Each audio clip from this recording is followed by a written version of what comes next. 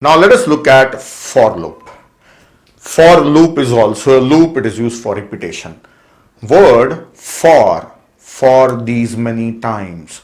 So that's it. For means if you know the number of times you want to repeat, use for loop. For loop is called as counter controlled loop. It is called as counter controlled loop. Means whenever counting is involved for repetition, then we use for loop. I'll take an example and tell you what does it mean by counting. Let us say, I'll take a situation. Let us take a situation. Suppose you are preparing coffee. You don't know how to prepare coffee. Somebody has given you instruction and you are following it. Now, you are making a coffee for 4 people. Now the question is, how much sugar you should add? You should add the sugar and mix it, add the sugar and mix it. So there are 2 methods. One method I can say, go on adding the sugar and mixing it, right, half a spoon at a time, and check if it is becoming better, sweet enough, right? If it is sweet enough, stop. So when it is not sweet, continue.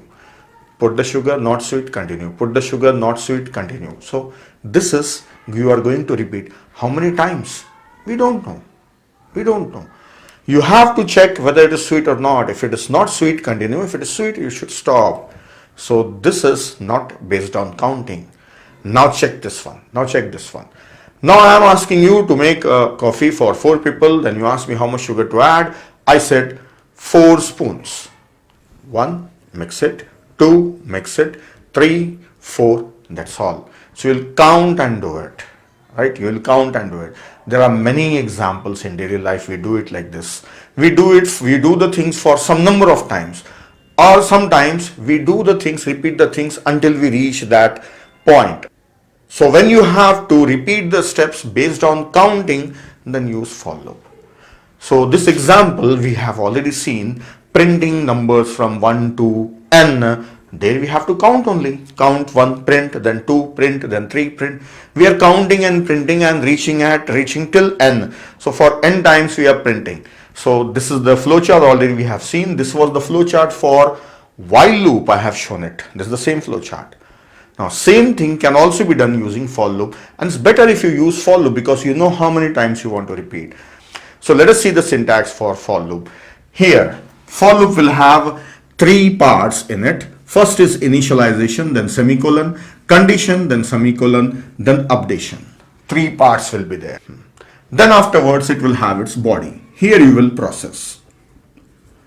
How it works, how these 3 parts works, we will understand this first. We will understand its working. First time initialization is done. First time. Then condition is checked. These are the 2 things that will happen first time. If the condition is true, then it will process. So processing, let us say 3rd part. After this, it will go to this updation, 4th step. Then again it will check the condition. If the condition is true, then again it will enter in and perform this one, process. See, this time it will not do initialization. So initialization is done only once. And condition is checked. If the condition is true, then the body is executed.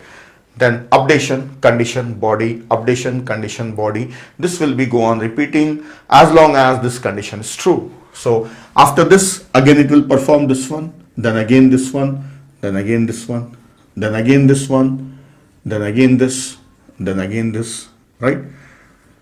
It will repeat these steps. So now if you count these 1, 2, 3, 4, 5, you can understand how it is changing.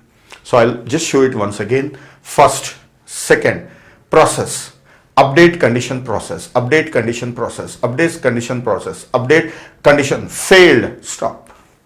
This is how it works. That's all, that's the working. Now, why it has 3 parts? Let us see in the diagram.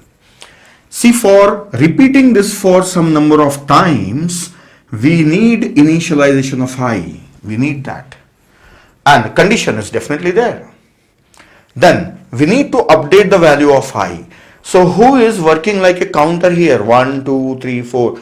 I is working like a counter. Yes, that counter, you can put all those statements here only. So just let us look at this same program that we have seen in the previous video. For printing number, let us compare it with this one. Start, take a number, read a number. Start, take a number, read a number. Then I assign 1. Where it is? Here. initialization part. Then condition, this is the condition. Then updation, this one is written here. Right? Though it is done after printing, yes, it will not be done in the beginning. First it will check the initialize and check the condition, print, then go back and update. Yes, it will happen that time only. But we write all three things together here only, so that we can say that I starts from 1, go up to n, and every time I will be increasing by 1. So everything is here in a single line, we can read and understand. So this is how for loop is written. Same previous program is written using for loop, and it looks more simple and more readable and easy to understand. Yes, initialization, condition and updation all together at one place.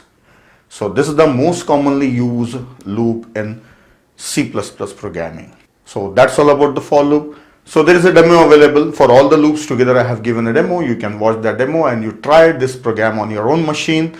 And in coding exercise, you may have to write down just the loop wherever the exercise is given. Read the exercise properly, understand it and solve it. All are easy to understand, but logic you have to write down, the procedure you have to write down. So that's all in this video.